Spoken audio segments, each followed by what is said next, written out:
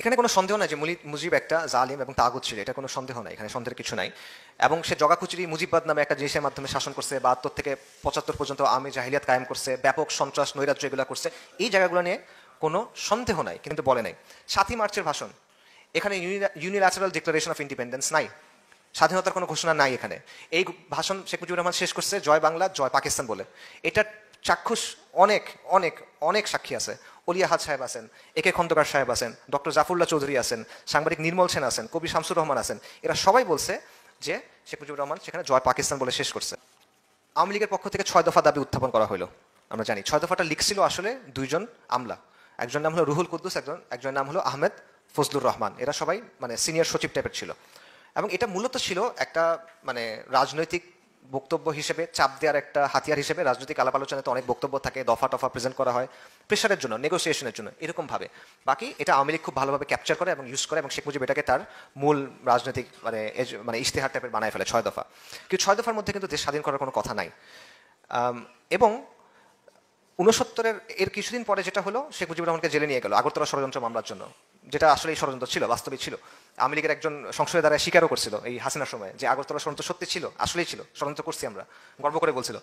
তো ওইটার জন্য তাকে তখন জেলে নিয়ে যাওয়া হয়। 69-এ গণঅভ্যুত্থান হইলো, তখন তাকে মুক্তি দেওয়া হলো।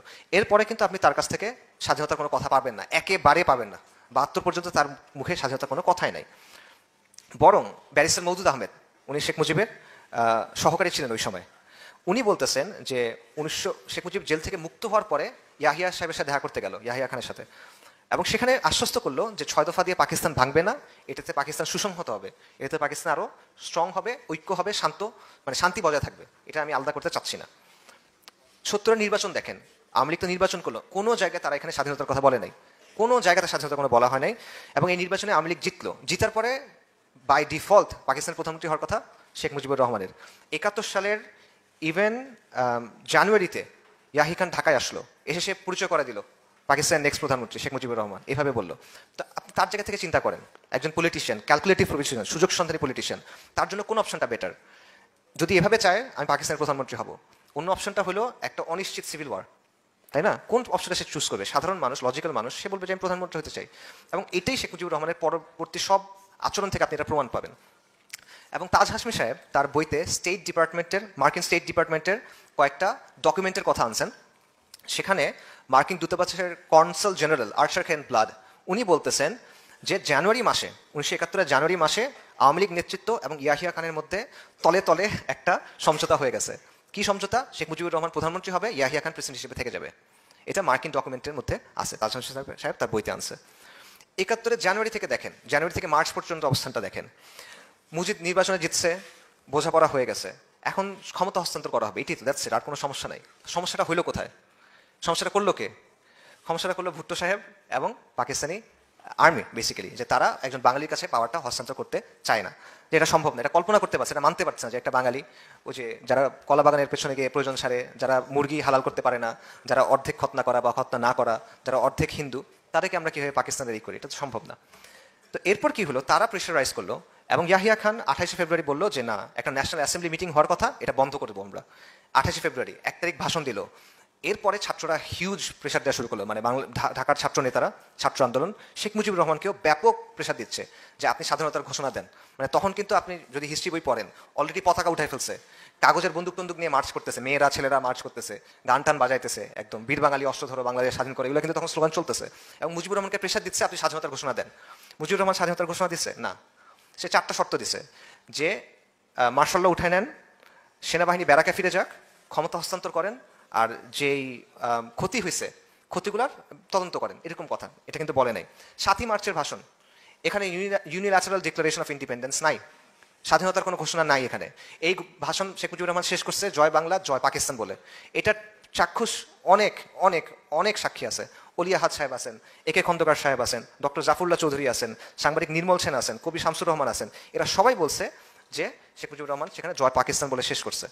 অথচ ওই দিন এটা শেখ হাসিনাও কনফার্ম করছে যে ওই দিন ছাত্রনেতারা, একদম গরম ছাত্রনেতা যারা, সিরাজুল আলম খানরা, তারা চিরকুটের মধ্যে লিখে দিচ্ছে যে আপনি স্বাধীনতার ঘোষণা দিবেন, এবং ওই চিরকুট শেখ মুজিবকে দিচ্ছে যে আপনি এটা কিন্তু বলতে হবে, উনি এটা বলে নাই।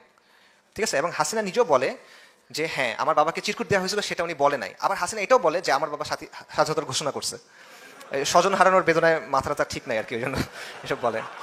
আচ্ছা, সো আলটিমেটলি দেখেন যে এরকম অনেকগুলো প্রমাণ আছে, আরও অনেক প্রমাণ আছে। শেখ মুজিবুর রহমান এইখানকার আমেরিকান এম্বাসির সাথে যোগাযোগ করছে যে আপনারা ইয়াহিয়াকে বলেন পাওয়ার হস্তান্তর করতে, আমার দলের র্যাডিক্যালরা আমাকে অনেক বেশি চাপ দিচ্ছে স্বাধীনতার ঘোষণা দিতে।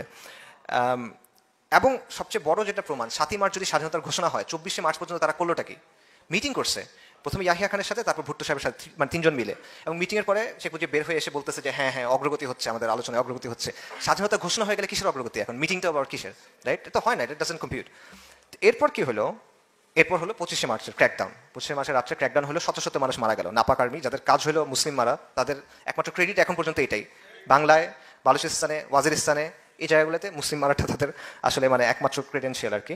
অনেক মানুষ মারা গেল। আপনারা ডেড রেকনিং পড়েন, শর্মিলা বসুর বই, আবারও এটা আওয়ামী ন্যারেটিভ না, সেখানেও কিন্তু সংখ্যা দেওয়া আছে যে খালি 25শে মার্চে বলা হচ্ছে পাকিস্তানিদের কনভারসেশন, আর্মির কনভারসেশন নিয়ে আসছে যে অ্যাটলিস্ট এর ভিতরে ঢাকা ইউনিভার্সিটি এবং পুরান ঢাকা এই অঞ্চলে অ্যাটলিস্ট 300 মানুষ মারা গেছে।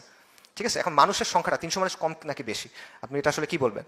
তো এই জিনিসপত্র হলো। এরপরেও তাজউদ্দিন সাহেব শেখ মুজিবের কাছে গেছে টেপ রেকর্ডার নিয়ে, আপনি স্বাধীনতার ঘোষণা দেন, আমরা এটা প্রচার করবো, আপনি আমাদের সাথে আসেন, আমরা আপনাকে সেফ হাউসে নিয়ে যাবো। শেখ মুজিব কি বললো? 27 তারিখ হরতাল ডাকছি, বাসা গিয়ে আরাম করে ঘুমাও, ব্যাপক হরতাল হবে 27 তারিখ।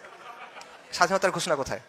আচ্ছা, এবং তাজউদ্দিন সাহেব বলতেছেন যে 72 সালের 10ই জানুয়ারি যখন শেখ মুজিবুর রহমান দেশে ফেরত আসছে, তখন তাজউদ্দিনকে বলতেছে, তাজউদ্দিন তোমরা তো পাকিস্তান ভেঙেই ফেললা, এটা সে বলতেছে, তাকে বলতেছে তোমরা তো পাকিস্তান ভেঙেই ফেললা।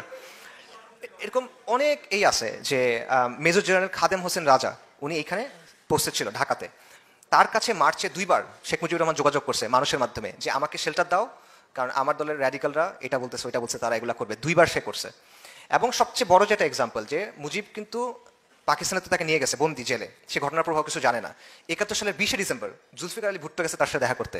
ভুট্টো গিয়ে বলতেছে এই ঘটনা ঘটছে, এটা তো আলাদা হয়ে গেছে, এখন এখন আমি পাকিস্তানের প্রেসিডেন্ট এবং আমি চিফ মার্শাল ল অ্যাডমিনিস্ট্রেটর। তো এটা কি হলো? আমি মেজরিটির নেতা, আমি নির্বাচনে দেখছি, আমি এটা হব, তুমি আমাকে রেডিও স্টেশনে নিয়ে যাও, টিভি স্টেশনে নিয়ে যাও, আমি বলতেছি এটা আবার ঠিক হয়ে যাবে, এরকম কথাটা সে বলা শুরু করছে। আচ্ছা, সো আলটিমেটলি আপনি দেখেন যে মুজিবুর রহমান লাইফের 3টা ফেজ আছে, আসলে 4টা ফেজ আছে, আসলে আমরা 3টার কথা বলি। একটা হলো প্রথমে সে পাকিস্তানের জন্য আন্দোলন করছে মুসলিম লীগের হিসেবে, তারপরে সে আমরা দেখি যে 56 বা 63 বা এই সময় পর্যন্ত সে চাচ্ছে যে বিচ্ছিন্ন বা মানে আলাদা করে ফেলবে ইন্ডিয়ার সাহায্য নিয়ে, লিফলেট বিলি করছে, আগরতলা ষড়যন্ত্র মামলা ইত্যাদি ইত্যাদি হয়েছে। কিন্তু যখন নেহরু অসম্মতি জানাইছে, তারপর যেটা হয়েছে যে তার চিন্তা পাল্টাইছে এবং সে নিয়মতান্ত্রিক রাজনীতির দিকে গেছে। এবং আলটিমেটলি 69-এর পর থেকে আপনি দেখেন যে সে কিন্তু প্রধানমন্ত্রী হইতে চায় তখন, কারণ তার জন্য এটা তখন ক্লিয়ার একটা রাস্তা হয়ে গেছে। এবং সে আলটিমেটলি হয়েছেও, কিন্তু ফেয়ার অ্যান্ড স্কোয়ার নির্বাচনে জিতে সে হয়েছে, তার জন্য দরকার নাই এখন বিপ্লবী রাজনীতি করার, সেটা হয়েই যাচ্ছে। সো এইটা হলো আরেকটা বিষয়। এবং তার যে বৈশিষ্ট্য যে সে আসলে 2টা দিককে খুশি রাখার চেষ্টা করতো, একদিকে সে পাকিস্তানি এলিট যেটা আছে বা পাকিস্তানের জেনারেলরা যারা আছে তাদের সাথে দেখা করতো এবং তাদেরকে বলতো হ্যাঁ হ্যাঁ ঠিক আছে পাকিস্তানের পক্ষে আছে, এই সেই হ্যান ত্যান, আমি দেশপ্রেমী। আবার তার দলের যারা র্যাডিক্যালস যারা, তাদেরকে বলতো যে হ্যাঁ হ্যাঁ তোমাদের সাথে আছে, তোমরা কাজ করো, আগে যাও আগে যাও আগে যাও। সবাই সাথে কথা বলতো, সবার পিঠে হাত বলে, তো একজনের কথা শুনতো আরেকজনের দিকে তাকাইতো, সবাইকে বুঝ দিয়ে রাখার একটা ক্যাপাসিটি তার ছিল। বড় নেতা তাদের এগুলো থাকে আসলে, মানুষ যেটা তার কাছে শুনতে চাইতো সেটা সে মানুষকে শোনাতে পারতো, কিন্তু সে তার নিজের একটা অপরচুনিটি খুঁজতো যে আমি এখান থেকে কীভাবে আসলে ক্যাশ করতে পারবো। এবং মুনতাসির মামুন লিখছে যে শেখ মুজিবুর রহমান একটা অনিচ্ছুক জাতিকে স্বাধীনতা নিয়ে আসছেন, স্বাধীনতা দিছেন, একটা অনিচ্ছুক জাতির জন্য তিনি স্বাধীনতা নিয়ে আসছেন। বাস্তবতা হলো যে ইতিহাস, প্রেক্ষাপট, তাকদির অনিচ্ছুক শেখ মুজিবকে একটা স্বাধীন দেশের প্রধান বানায় দিছে, এটা হলো বাস্তবতা।